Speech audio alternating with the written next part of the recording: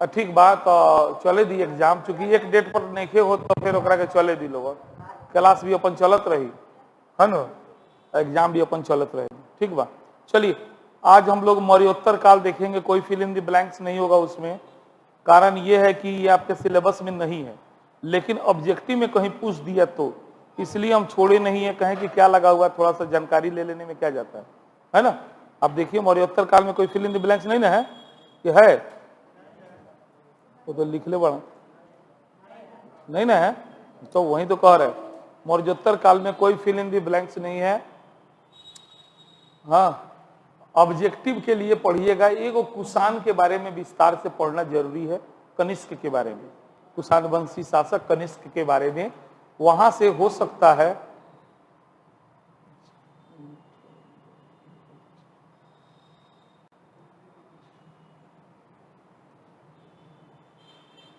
कौआ अध्याय है 10वां।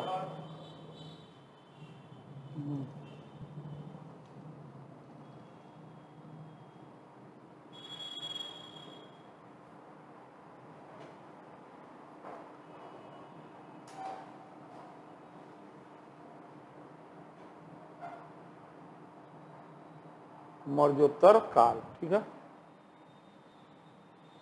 चलिए देखिए मौर्योत्तर काल का मतलब, पहले मौर्य के बाद और गुप्त के पहले के समय को मौर्योत्तर काल कहते हैं।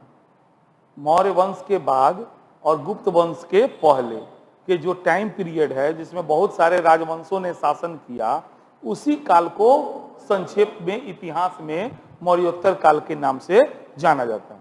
अब देखिएगा इस काल में आप देख रहे हैं, इस काल में कई देशी राजवंशों ने तो कई विदेशी शासकों ने भारत के विभिन्न भागों पर शासन किया। कोई भी जब बड़ा शक्ति का अंत होता है ना, तो विदेशियों के लिए ऑफर होता है, वो लोग क्या करते हैं, उस पर अधिकार करने के लिए आक्रमण कर देते हैं। तो इसलिए मौर्योत्तर काल में कई विदेशी आक्रमण भी हुए हैं, समझ रहे हैं, और कुछ क्षेत्रों में कई देशी शासक भी रहे हैं। तो वही बात यहाँ पे लिखा हुआ है कि इस काल में कई देशी राजवंशों ने तो है ना, कई देशी राजवंशों ने है ना, तो कई विदेशी शासकों ने विभिन्न भागों पर शासन किया। अब देशी राजवंश में कौन कौन थे, तो शुंग वंश, कन्नौ वंश, आंध्र सातवाहन वंश, चेदी जो उड़ीसा में था, ये देशी था, मतलब भारतीय लोग थे। इसके जो शासक थे कहाँ के थे, भारत के थे। अब आपके एग्जाम के लिए पूछ देगा शुंग वंश का संस्थापक कौन था, इतना जानिएगा। कार्यकाल पूछा भी जा सकता है, नहीं भी पूछा जा सकता है, ऐसे उतना इंपॉर्टेंट नहीं है, लेकिन ये आपका मोस्ट VVI है, ठीक है। तो इसको जरूर आप याद कर लीजिएगा। शुंग वंश का संस्थापक, कन्नौ वंश का वसुदेव, आंध्र सातवाहन सिमुख, चेदी वंश का महामेघवाहन।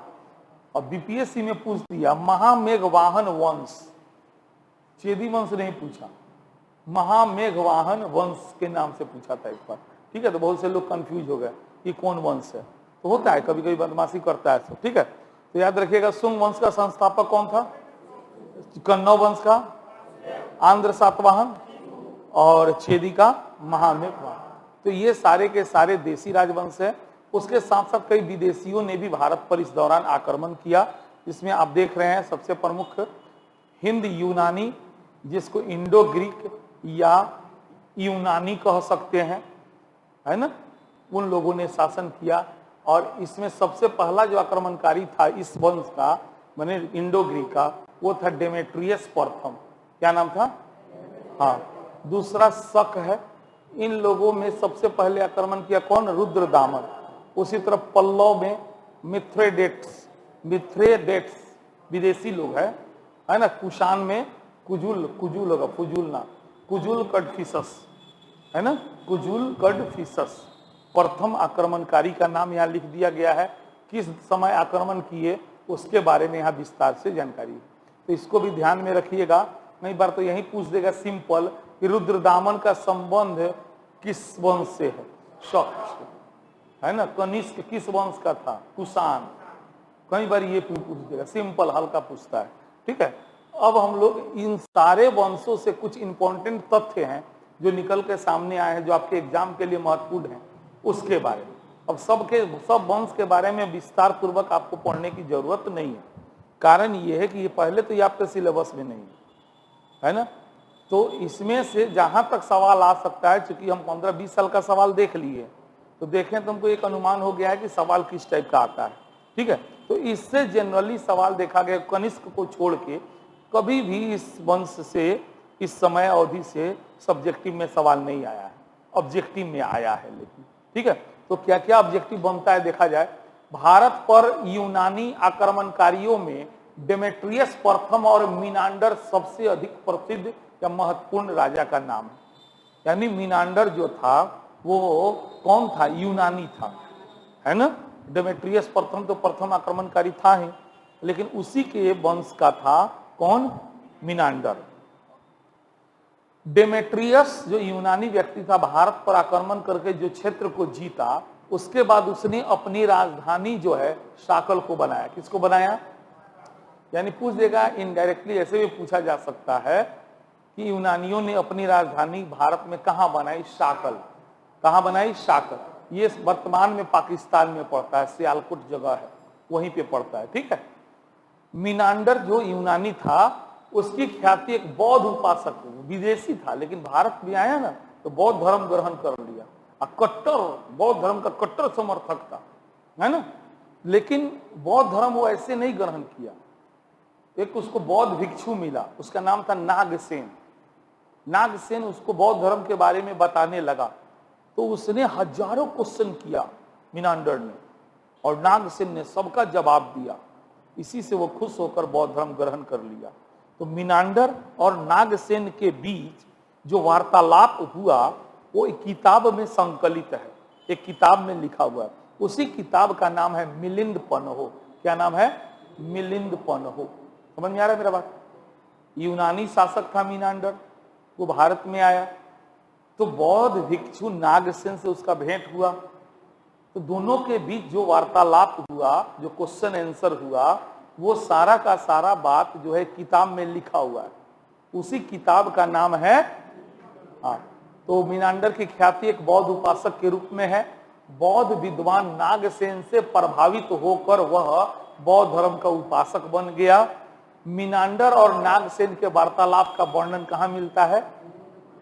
मिलिंद पन्हो, या पहले ही बोल रहे हैं मोस्ट VVI है, इसको ध्यान में आप रखिएगा। ठीक है, सोने का सिक्का चलाया सबसे पहले भारत में यूनानी लोग। यूनानी लोग भारत में है ना, तो उन्होंने किस चीज का सिक्का चलाया? मूर्ति बनाने की, घर बनाने की कई कला होती है, जैसे गंधार कला, मथुरा कला। तो ये जो गंधार कला है वो यूनानी के प्रभाव से विकसित हुआ है। जो गंधार कला में, दोनों में अंतर भी लास्ट में दिए होंगे, देखिएगा, है ना। गंधार कला और मथुरा कला अंतर है ना, वो बाद में देख लेंगे। लेकिन ये जो गंधार कला है वो भारत में इसका जो प्रचलन हुआ, उसमें किसका योगदान है? यूनानी का, शक का, कुषाण का, किसका है? यूनानी का है। शक शासक, शक विदेशी थे, उसका शासक था रुद्रदामन। उसने जो है मौर्य काल में चंद्रगुप्त के समय जो पुष्यमित्र वैश्य ने झील बनाया था, याद कीजिए, पढ़ाए थे ना सौराष्ट्र में, उस झील का मरम्मत करवाया रुद्रदामन ने। जब झीलवा में कुछ खराबी आ गया, टूट फूट गया, तो उसको मरम्मत किसने कराया था? शक शासक रुद्रदामन। पल्लव वंश का शासक था गोंडोफर्निस। इसी के शासन काल में ईसाई धर्म का प्रचारक सर थॉमस भारत की यात्रा पर आया। पल्लव वंशीय शासक, नाम है गोंडोफर्निस, शासक का नाम है, पल्लव लोग है, विदेशी लोग है। तो उस वंश का एक राजा था जिसका नाम था गोंडोफर्निस। उसी के शासन काल में ईसाई धर्म का प्रचार करने के लिए कौन आया था? तो सर थॉमस। कौन आया था? Sir Thomas. कुषाण वंश का सबसे अधिक प्रसिद्ध राजा कौन था? कनिष्क। वह गद्दी पर बैठा 78 ईस्वी में। 78 ईस्वी में कनिष्क गद्दी पर बैठा, और गद्दी पर बैठने के साथ एक संवत शुरू हुआ। उसी संवत का नाम है शक संवत। संवत सुनते हैं ना, संवत, शक संवत, विक्रम संवत। तो शक संवत की शुरुआत कब से हुई? तो कनिष्क के गद्दी पर बैठने के समय से। और कनिष्क गद्दी पर कब बैठा, है ना, और इसी ईस्वी से शक संवत शुरू हुआ। कनिष्क किस धर्म का संरक्षक था? बौद्ध धर्म का था। सातवाहन जो लोग थे उन लोगों की राजधानी पैठन या प्रतिष्ठान एक जगह है जो महाराष्ट्र में है ना। तो सातवाहनों की राजधानी कहाँ थी? प्रतिष्ठान में थी। सातवाहनों जो देसी थे वो लोग दक्षिण भारतीय लोग थे, ठीक है।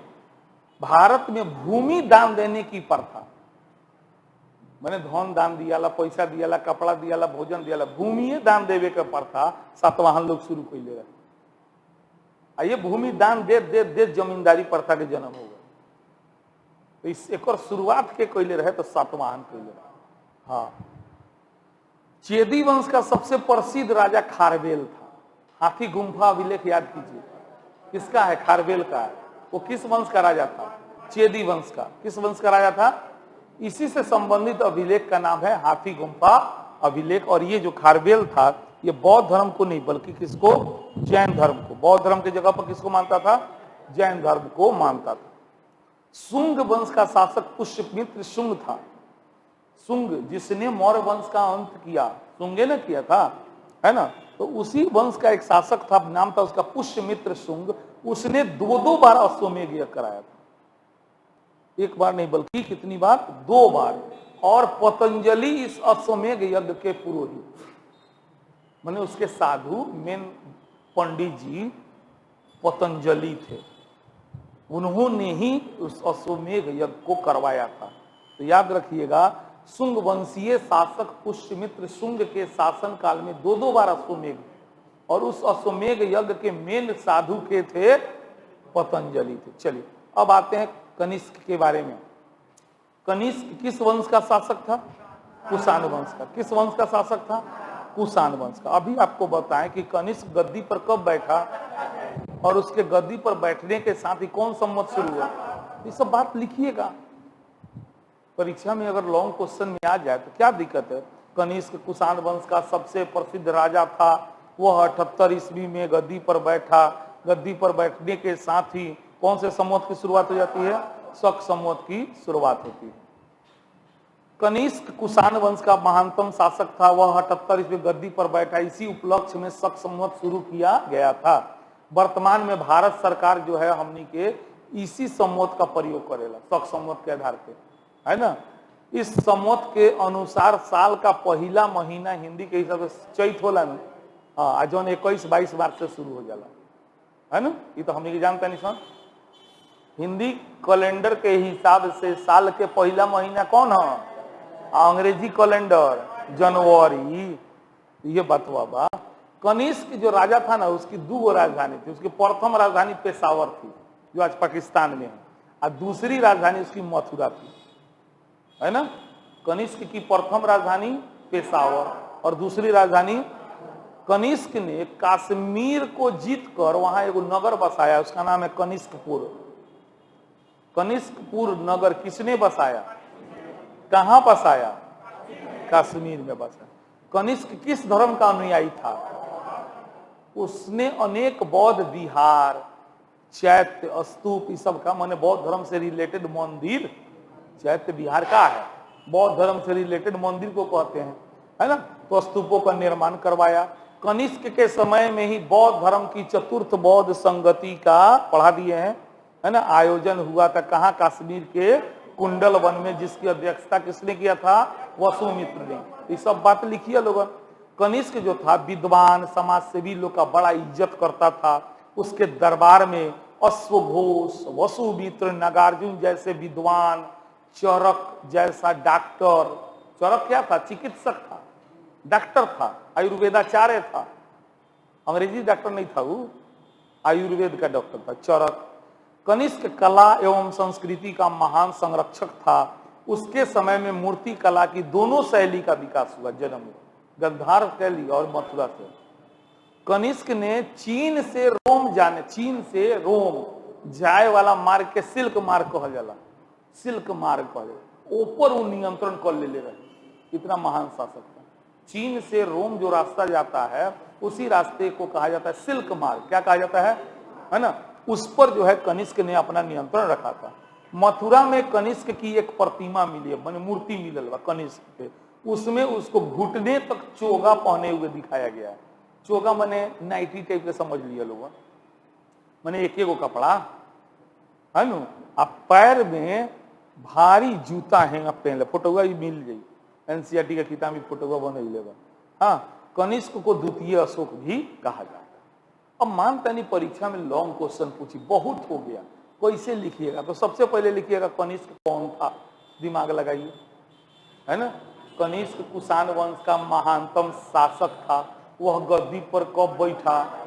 गद्दी पर बैठने के साथ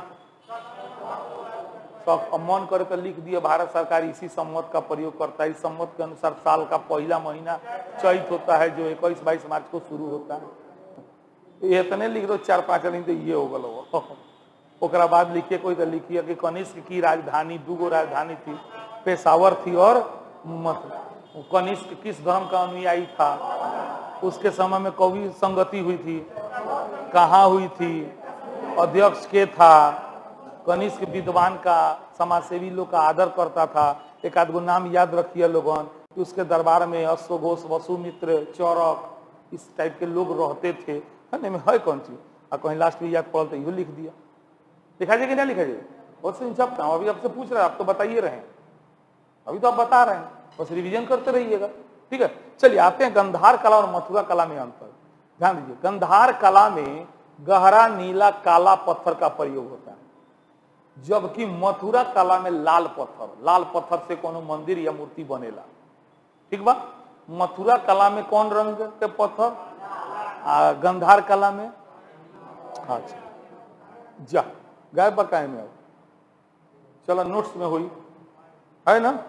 हाँ, गंधार कला का संरक्षक जो था, मैंने उसको प्रोत्साहन दिया शक और कुषाण दोनों, लेकिन मथुरा कला को केवल कुषाण।